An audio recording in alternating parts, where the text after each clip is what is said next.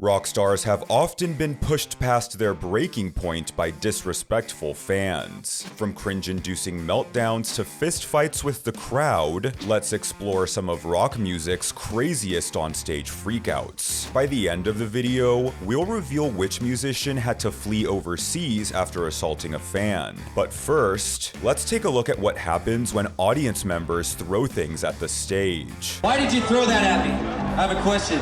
Why did you throw that at me? I thought you guys want to throw shit? We'll walk off the stage, you can throw all the shit you want. Thankfully, Metallica was able to finish their performance, unlike the oft-hated Nickelback, who had to abruptly end a show after the crowd wouldn't stop pelting them with rocks. Have we got any Nickelback fans in Portugal? Up to you. You guys want to hear some rock and roll or you want to go home? See ya. The band walked off stage after playing just 2 songs, flipping off the crowd as they did so. However, it's Megadeth frontman Dave Mustaine who takes losing his temper with fans to a whole new level. You look like Eminem, you stupid Mustaine has certainly earned a reputation for being ruthlessly unforgiving towards hecklers, using devastating insults to put them in their place. Every village has a asshole and you're it. See, that's what happens when cousins The frontman's most legendary freakout took place during the infamous 1999 Woodstock Festival, when he became the target of a mischievous laser pointer in the audience. I see who you are with the laser, you little kid. Oh, aren't you so cool? In front of over 400,000 fans, Mustaine absolutely destroyed the offender, undoubtedly causing them to reconsider their decision-making abilities. Yeah, I saved all my allowance from mommy to go buy a laser so I could shine it at Dave. I bet you're probably still a virgin, aren't you, Peckeroid? As if that weren't enough, he went as far as hinting at potential violence from the large crowd if the laser pointing persisted, promptly putting an end to any further misconduct. How about you be cool so the people around you don't beat your f***ing brains in and let me play guitar, okay? Paul Stanley of Kiss had his own run-in with a laser pointer in 2009, and was forced to stop the show to confront the troublemaker. And if y'all want to see me shove a laser pin up some motherfucker's ass, it's that guy right there. Stanley gave the young fan an earful, shaming him for his misbehavior and even ordering him to go home to his mother. Now why don't you go out, because your mom's probably waiting with the car running. I know it's a big night for you, you may have had your first beer, but we're here to have a good time, and you're not gonna wreck it for anybody. All things considered, Stanley handled the culprit with restraint, which is more than we can say about Iron Maiden's Bruce Dickinson, who absolutely blew a gasket during a 2022 concert in Athens, Greece, when he saw a large flare ignite within the audience.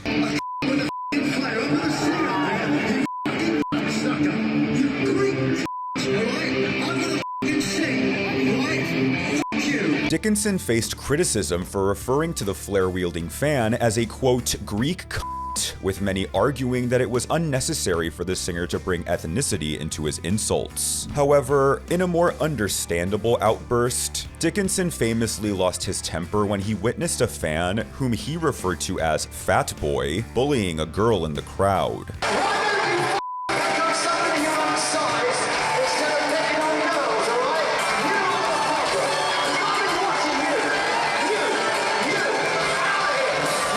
And while Dickinson had the safety of the women in his audience in mind, this next musician ended up severely injuring an unsuspecting female fan, resulting in a lawsuit that nearly ruined him financially. During a Skid Row concert in 1989, lead singer Sebastian Bach was hit on the head by a bottle hurled from the crowd. Who the f*** did that, man? Who the f*** did that? Was that you, sucker? The singer threw the bottle back in retaliation, but rather than hitting his intended target, he accidentally struck a 17-year-old girl, leaving her with severe facial cuts and bruises. Bach then jumped onto the crowd to brawl with the bottle thrower, and even issued a challenge to meet him at his tour bus for a real fight. So you bring an asshole to me after the show and the purple tour bus, and then we'll fucking tango. He was subsequently arrested and charged with 4 counts of assault. A lawsuit filed by the girl he injured resulted in a $500,000 cash settlement, which almost derailed Bach's career completely. And speaking of ruining your own career, during the 2016 Dimebag Darrell tribute show, Pantera frontman Phil Anselmo faced heckling from the audience, and chose to respond by raising his arm in a fascist salute and shouting a racially charged statement to the crowd. It's been a pleasure having all of these Ronnie James Dio stand up and shout. Footage of the incident spread like wildfire across the internet, igniting a storm of controversy that reverberated throughout the metal community. Despite initially claiming his outburst was an inside joke referring to white wine, Anselmo eventually issued an apology, calling his actions ugly and uncalled for. I am 1,000% apologetic to anyone that took offense to what I said, because you should have taken offense to what I said. Just give me another chance. I love all of you. Anselmo continues to face the repercussions of the incident, with public outcry over the singer's past behavior resulting in the cancellation of Pantera's scheduled 2023 concerts in Germany and Austria. This next musician also stirred public outrage due to their onstage actions, as in 2017, Queens of the Stone Age's Josh Homme was captured on video kicking an unsuspecting photographer's camera into her face. Homme was blasted in the media for his cruel behavior, but this was far from his first public freakout. The frontman drew criticism following his 2008 tirade against an audience member who threw a shoe at him at the Norwegian Wood Festival. Turn around, you f***ing pussy with the black hair. Turn the fuck around, you chicken shit f***ing f***. Homme's choice of language resulted in accusations of homophobia, even sparking attention from the mainstream media. Hey, you f***ing pussy motherfucker. I will fuck you up. Security guards swiftly escorted the shoe-hurling fan from the crowd, where the singer expressed his frustration by throwing a bottle at the individual. You miserable f***ing cunt. Go back to your mom's house, you 12-year-old dickless f***ing turd. Despite Homme's desire to punch the individual, he never got the opportunity. This next musician, however, did end up in a physical altercation with a fan. When a boisterous attendee rushed the stage during a Tool concert in 1997, singer Maynard James Keenan quickly dealt with them by skillfully throwing him over his shoulder and pinning him to the ground. Evidently, the fan was oblivious to Keenan's jiu-jitsu skills, though he quickly learned his lesson, as the singer expertly applied a rear naked choke while effortlessly continuing with his performance.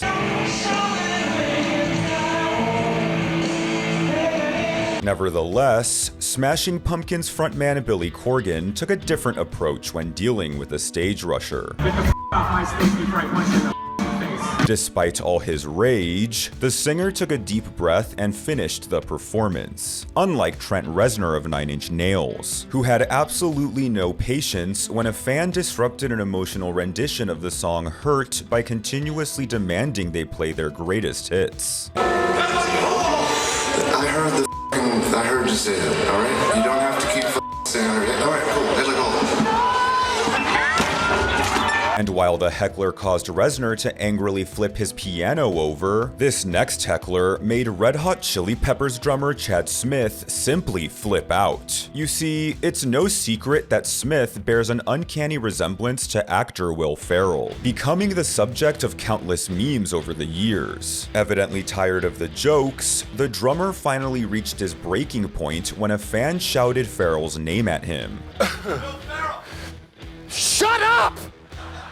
Regrettably for Smith, his shouting only further accentuated his resemblance to Ferrell, eliciting laughter from the audience and only making the situation worse. That's when the drummer lost it and knocked over some of his equipment before storming off stage. I didn't want salmon!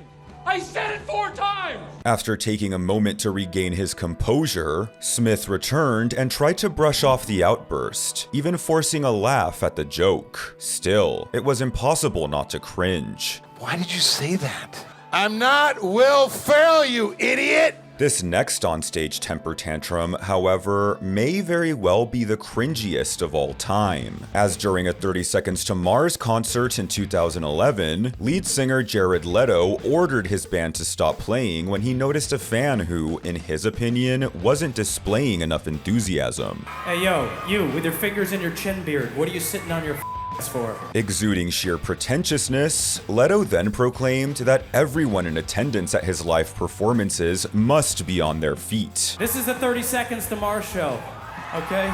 If you can stand up, you better be up off your ass right now, you hear me? The painfully awkward confrontation went on endlessly, until the fan finally relented and rose from his seat. No, don't look behind you, I'm looking at you. Yes, you.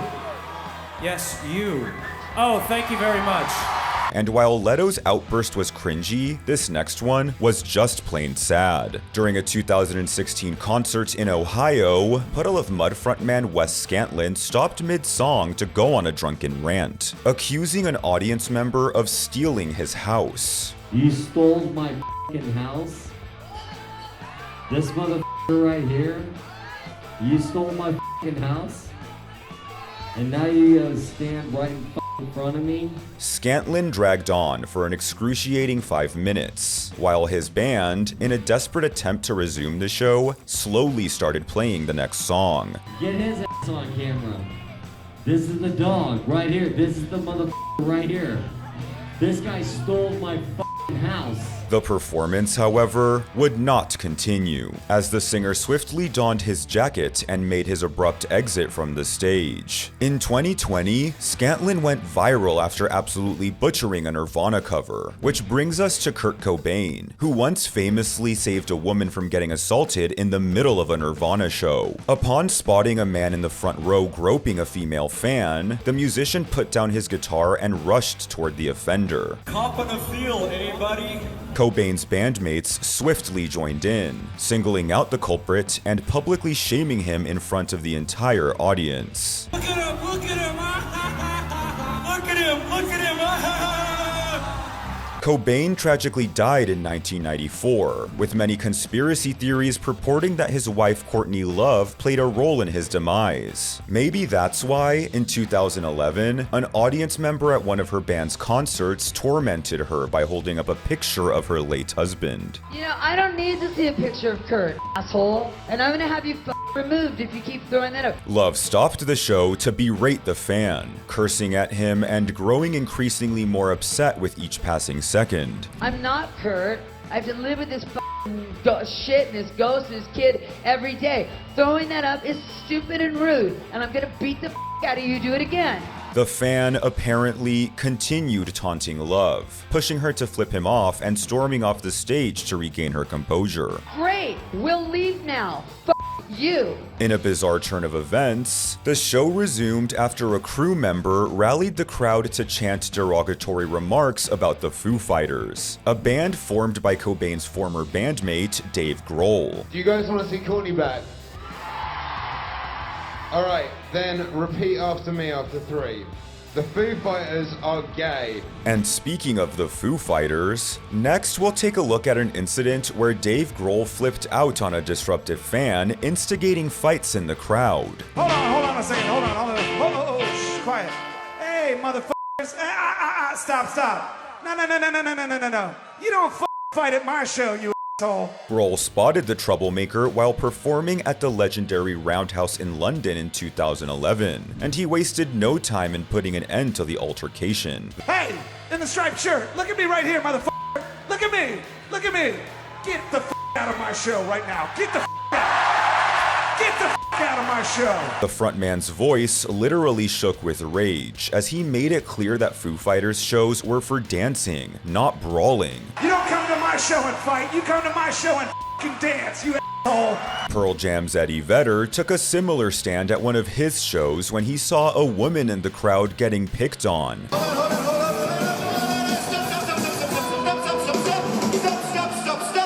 Stop. Hey, mister.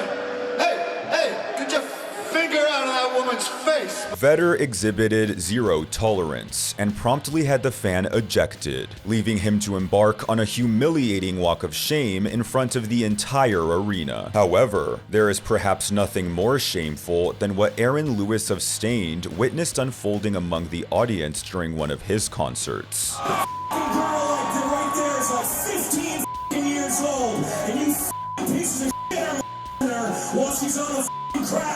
Lewis, who has 3 daughters of his own, was understandably furious and unleashed an irate lecture to the offenders, leaving no room for a misunderstanding. Your mothers should be ashamed of themselves, you pieces of shit.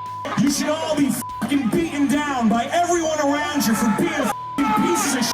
The singer concluded by delivering a stern warning aimed at anyone brazen enough to engage in such conduct for the remainder of the show. If I see that shit again, I swear to God, I will point you out in the crowd and have everyone around you beat your ass. Next, we'll lighten the mood with the hilariously bizarre incident wherein Smash Mouth lead singer Steve Harwell lost his cool on stage after being bombarded with slices of bread. You throw one more piece of shit on fucking stage, I'm gonna come find your ass. I'm gonna beat your ass. Whoever the you are out there, okay? You wanna be a badass? Come up here, come on. Walk your badass up here. Come on. Come on stage. Come on stage, badass. Come on. Seemingly entertained by Harwell's anger, the crowd persisted in their bread throwing, leading to an explosive outburst. I will tell you right now, I will beat the out of you, okay?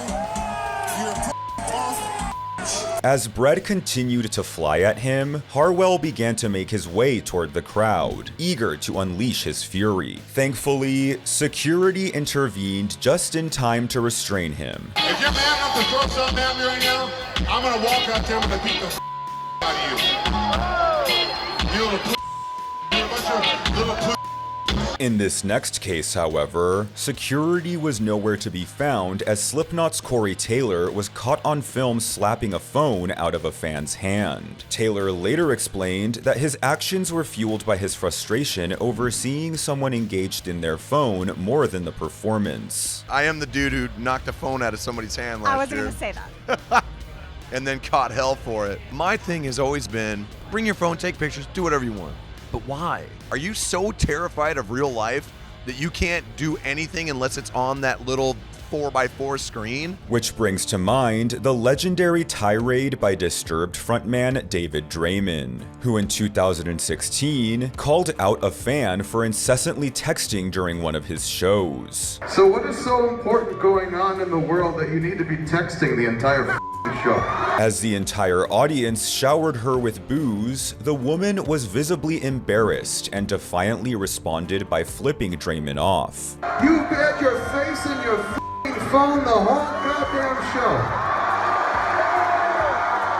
Are we that boring? Her gesture only made the situation worse, as Draymond continued scolding her. Seriously, it's rude. It is.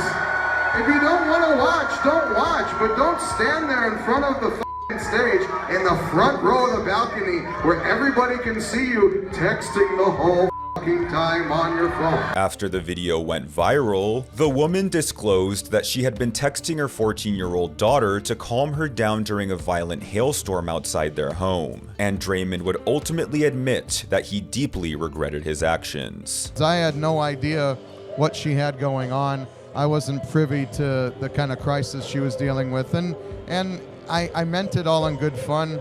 She unfortunately took it the wrong way, and you know, I feel bad about that, and yeah, and that's the truth. Unlike Axl Rose, who never expressed remorse after beating up a fan during a Guns N' Roses show. Hey, take that, now get that guy and take that. After security failed to confiscate a man's camera, Rose leapt into the crowd to do it himself, pummeling several audience members in the process. He then furiously stormed off the stage, declaring the immediate cancellation of the remainder of the show.